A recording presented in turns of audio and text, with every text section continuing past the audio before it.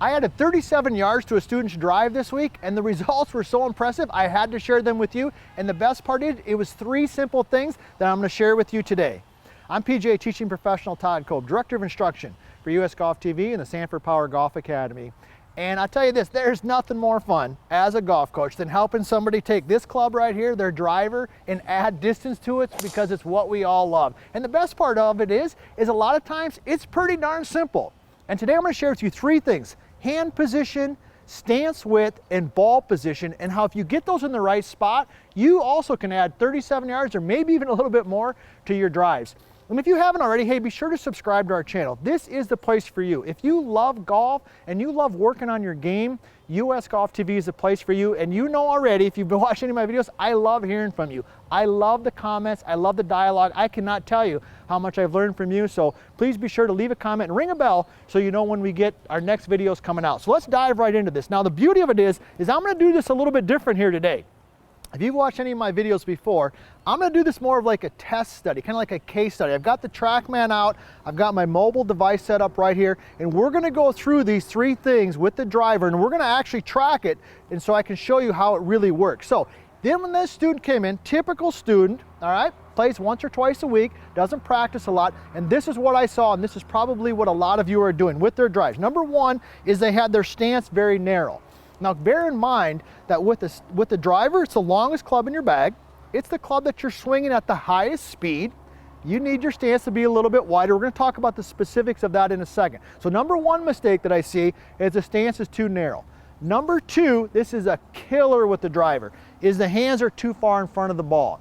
If you tend to hit shots on the top of the club, look at your driver. If you've got some of those sky marks, all right, those are embarrassing marks on the top of your driver right here. It very well could be because you've got your hands too far in front. And the third thing that I saw the student doing, which I see all the time, is they had the ball too far back in their stance. So let me go ahead and hit a shot doing those 3 mistakes, all right, just so we can capture some data. So I'm going to have my stance very narrow. I'm going to get my hands in front. I'm going to have the ball too far back, and I'm going to do my best to try to hit this solid. All right, it was solid, but it was super low. TrackMan right here, I've got 104 miles an hour. Obviously, it only went 161 yards, okay?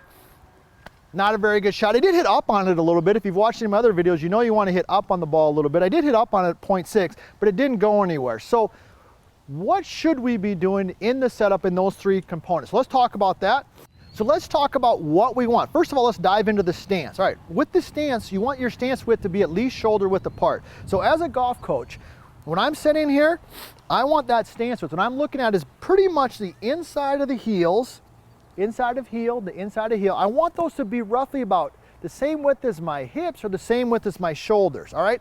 I would say this, it's better to have your stance with your driver a little too wide than too narrow. When you're too narrow, okay, you don't have a good base to work off, your balance gets off, just not a lot of good things are going to happen. So tip number 1 is to make sure that your stance width is at least shoulder width apart.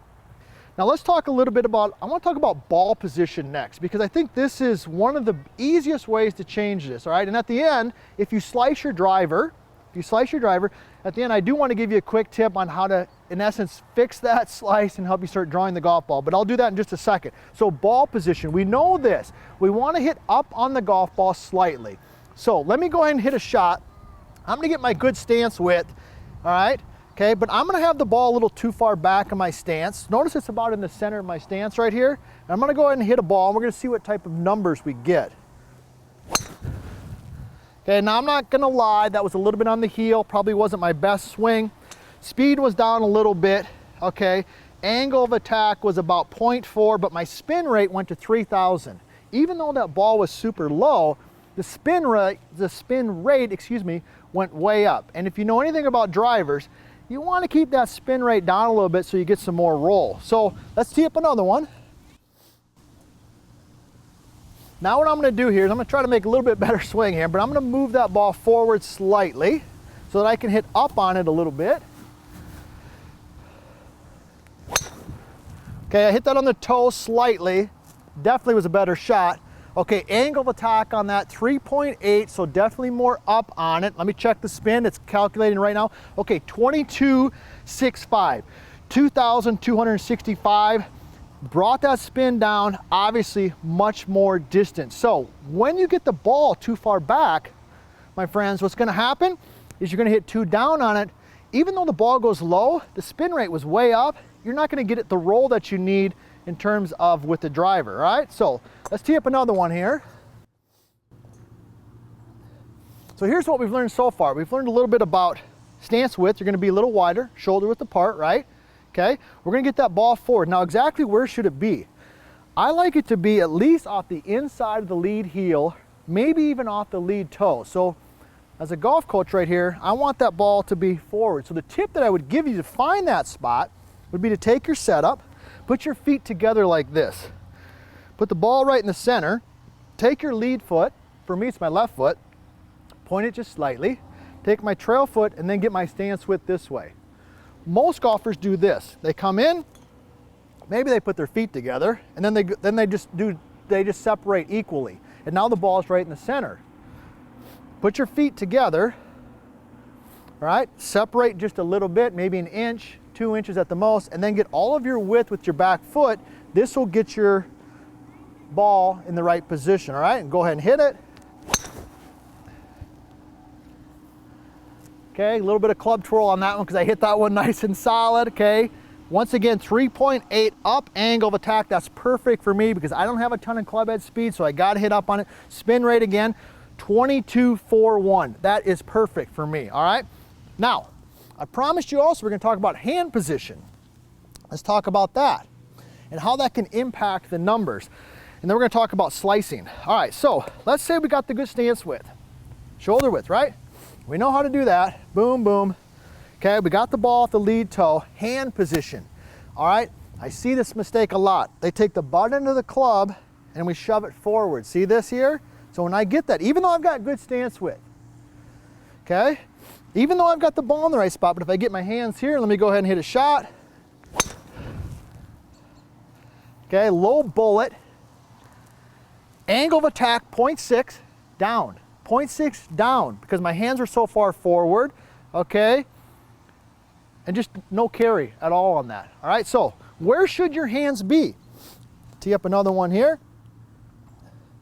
I must say my favorite part about doing this tip is I get to hit a lot of drivers. So I love hitting drivers myself too. So as you're set in here, you're gonna take the butt end of the club and instead of it being forward, move it back a little bit. Now maybe not all the way back to your belt buckle, but somewhere between your lead hip and your belt buckle, kind of right in there. So it's in the shaft is in a neutral position. So let me go through my process. There we go. See how I got the shaft nice and neutral, it's not in front. Separate, separate. Okay, go ahead and hit it from there. All right, let's see what we got. Speeds up a little bit because I'm getting more loosened up. 3.8 up. Club path a little bit to the right, spin rate. Okay, a little higher on that one, 2,500, but still a great shot for me based on my swing. So those are a couple of three things. The stance width, the ball position, and the hand position. Now, I promised you I was going to tell you how to maybe draw your driver if you're fighting the slice. Let's go through that.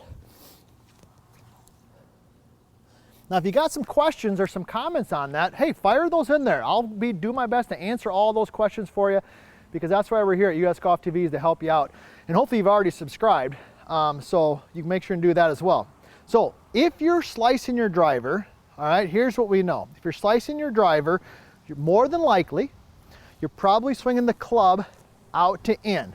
Across, over the top. There's a lot of different words that we use for that, but it's basically out to in. So here's what you're gonna do with your driver. What I want you to do, you know the setup, we've gone through that, but I want you to take your stance and close it slightly. Yes, close it. Aim a little bit to the right if you're a right-handed golfer.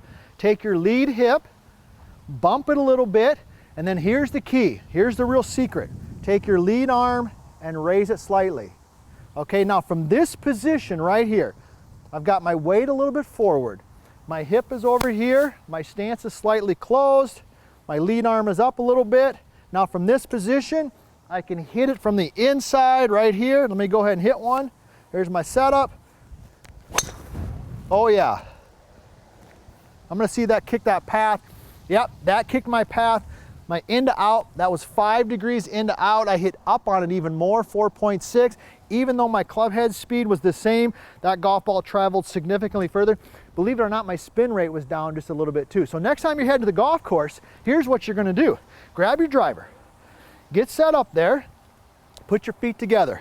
Butt into the club, kind of at the belt buckle or a little bit in front. Separate, separate, shoulder width, close the hip, raise the arm a little bit, swing up on it, and if you do those couple things, you probably will add more than 37 yards to your drives, and more importantly, you're going to start enjoying this game a little bit more.